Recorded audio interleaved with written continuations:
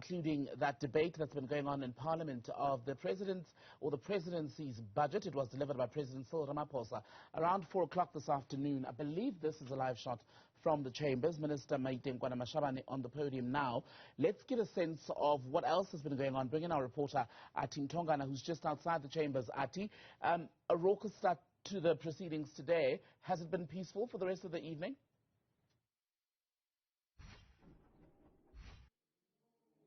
Well, as promised, Temegile, that will be giving you reaction from different political parties here following that delivery by President Cyril Ramaphosa, which was delayed by an hour and some 30 minutes before he took to the podium and actually spoke about the presidency's vote, budget vote 1, and the amount of money that is actually allocated for the presidency. And of course, he took that opportunity to also talk about various other issues in the country. But without wasting any time, I do have those political parties to give me reaction. Thank you so much, Mr. Shamashek, for your time, your reaction to the President's budget vote, and just your reaction as well to the Public Protector's suspension. Well, first of all, there's nothing that the President said today that was convincing to the nation.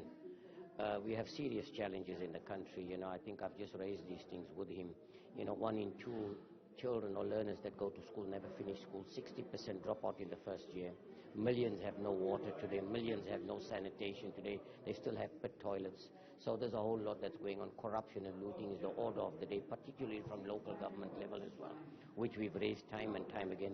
And then, of course, it's the issue of the President himself, who's now implicated in what happened on the farm there. And, of course, the President has not denied any of these things. And that's what I say. The ANC members particularly should not be defending this because the President himself has not denied this.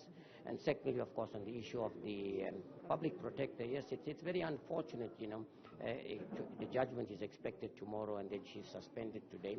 And very importantly, we all know that the Public Protector has pronounced that she is investing in this matter of what happened on the farm.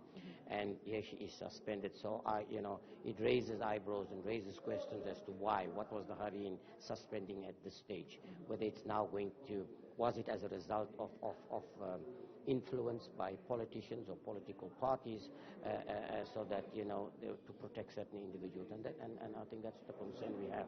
However, we think that the President has questions to answer in this particular case. I mean, there's a lot of evidence that is unfolding now.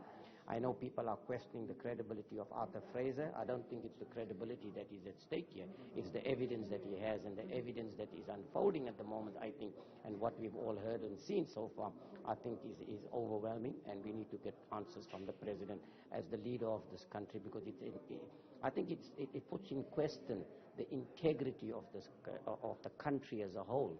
And in which direction we are going. Because on the one hand, we talk about fighting corruption and cadre deployment, and yet every other day there's some new information that's unfolding of acts of corruption, looting, and collusion that's taking place in the country. A new democracy like South Africa, 28 years, cannot afford this, to be honest with you. Mr. Sheikh Imam, thank you so much for your time, the NFP. I'm going to bring in the good party now. Mr. Brett Heron, thank you. Your reaction to the Presidency's budget vote?